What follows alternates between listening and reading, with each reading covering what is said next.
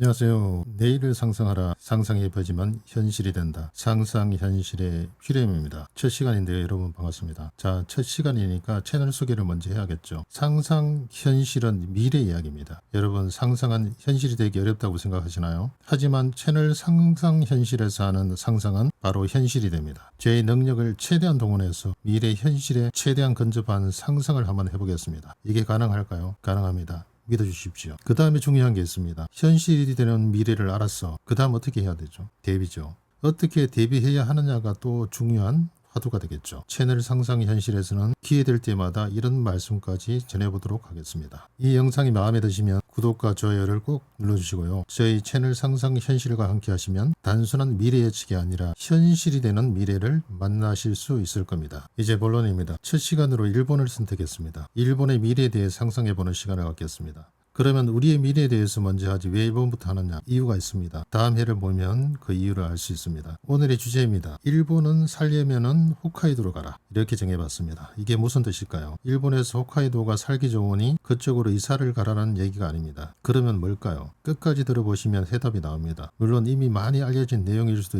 있습니다.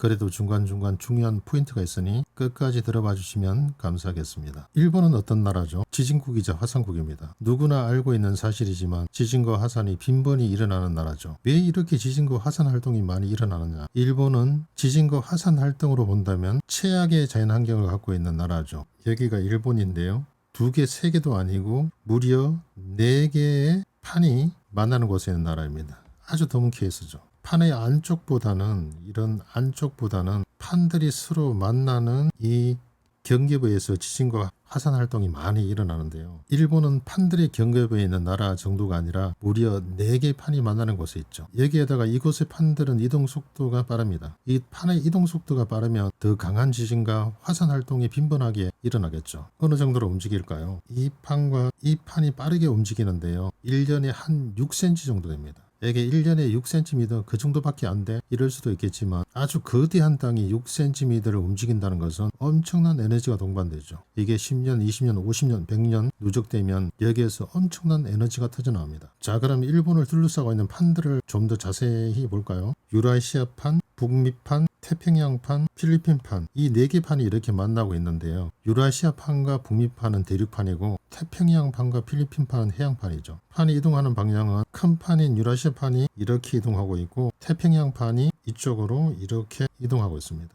서로 마주보고 밀고 있죠. 대륙판과 해양판이 이렇게 만나면 해양판이 대륙판보다 밀도가 높아서 이렇게 아래로 가라앉으면서 밀려 들어가죠. 이걸 섭입한다고 하죠. 이렇게 섭입하면서 대륙판을 이렇게 끌고 들어가게 되는데 그러면 대륙판 내부에 엄청난 응력이 쌓이게 되죠. 이게 한계를 넘어서면 순간 뚝 끊어지면서 지진이 터져나오는 거죠. 해양판과 대륙판의 이 표면이 매끈매끈하다면 지진이 일어나지 않겠죠. 내부에 응력이 전혀 쌓이지 않으니까요. 하지만 딱딱한 암석층입니다. 또 물을 머금고 있는 해양판이 대양판 아래로 섭입해서 쑥 내려가 멘틀에 이르면 머금고 있던 물을 확 쏟아내죠. 그러면 멘틀 암석의 용융점이 낮아져 암석이 녹게 되죠. 이렇게 암석이 녹게 되면 마그마가 되는데요. 이 마그마가 이렇게 상승해서 터져나오면 바로 이제 화산 활동이 일어나게 되는 거죠. 그래서 일본은 지진과 화산 활동이 활발하게 일어나는 곳이죠. 지진과 화산 활동이 너무 많이 일어나다 보니까 탄생한 영화가 일본 침몰이라는 재난 영화입니다. 일본 침몰 영화 아시죠? 1973년에 처음 나왔고 2006년에 리메이크해서 다시 만들어졌죠. 원래 이 영화의 원작은 일본 침몰이라는 소설입니다. 소설이 대히트를 치고 영화가 만들어진 거죠. 이 소설은 일본에서 알아주는 SF 작가가 쓴 소설인데 자그마치 9년여에 걸쳐 집필을 했다고 하죠. 그냥 상상이 아니라 당시까지 밝혀진 과학적 이론과 사실을 바탕으로 쓴 대작이죠.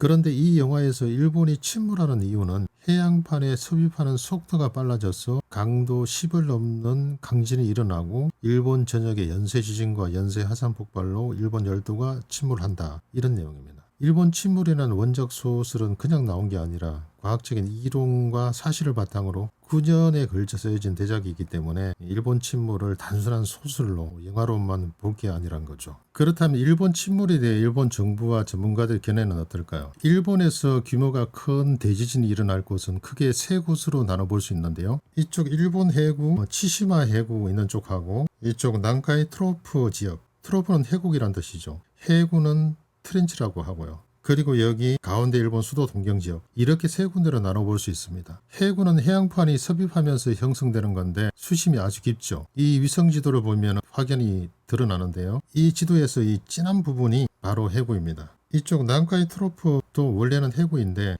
퇴적물이 쌓여가지고 해구보다는 좀 얕은 해국이 됐죠. 그런데 일본 해구, 치시마 해구 이쪽은 2011년 동일본 대지진이 여기점에서 일어났으니까요. 이쪽 해구에서 어느 정도 지진 에너지가 해소됐다고 볼 수 있죠. 9.0의 강진이었으니까요. 나머지 두 곳 난카이 트로프하고 도쿄에서는 아직 큰 지진이 일어나지 않았죠. 난카이 트로프에서 강진은 1707년 호에이 대지진 이후 큰 지진이 발생하지 않았습니다. 그때가 규모 8.6의 강진이었죠. 그렇다면 지금까지 300년 이상 지진 에너지가 이 난카이 트로프 지역에 축적되고 있다는 말인데, 그래서 일본에서도 이곳을 주의 깊게 바라보고 있습니다. 그런데 여기는 동일본 대지진하고는 좀 틀린데요. 일본 해구, 치시마 해구 이쪽은 일본 열도하고 좀 떨어져 있죠. 진원지가 좀 떨어져 있다는 거고요. 여기 난카이 트로프 지역은 일본 열도 옆에 훨씬 바짝 붙어 있죠. 그래서 여기에서 강진이 일어나면 일본 열도에 훨씬 더 강한 피해를 줄 수 있다는 말이죠.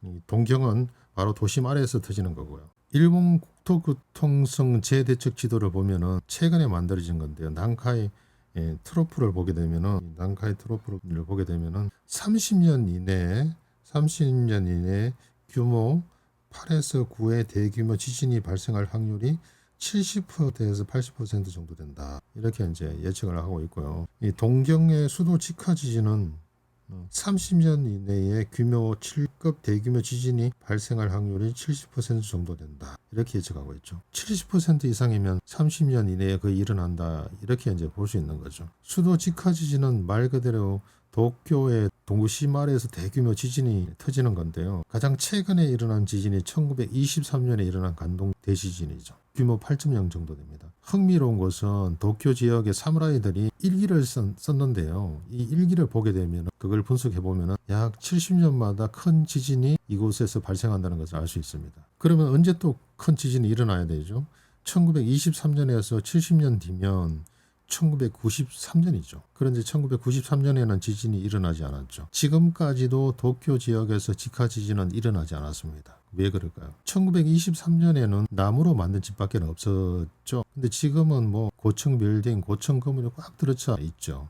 엄청난 하중으로 땅을 누르고 있기 때문에 그때 지진 에너지로는 지진이 일어날 수가 없습니다. 땅을 꽉 누르고 있기 때문에. 오히려 더 강한 지진 기운이 도쿄 도심 아래에서 응축되고 있다. 이렇게 이제 볼 수 있는 거죠. 그래서 터질 때는 이제까지 경험하지 못한 엄청난 지진이 터진다고 예측해 볼 수 있습니다. 일본의 미래에 대한 이야기는 1회에서 모두 끝내려고 했는데 너무 내용이 길어져서 어쩔 수 없이 여기에서 꺼내야겠습니다. 일부의 결론은 난카이 트로프 대지진과 일본 수도 직하 지진입니다. 일본 침몰과 관련하여 첫 스타트가 될 수 있는 곳이 난카이 트로프입니다. 이곳에 강진이 일어나면 후지산도 영향을 받아 폭발을 하거든요.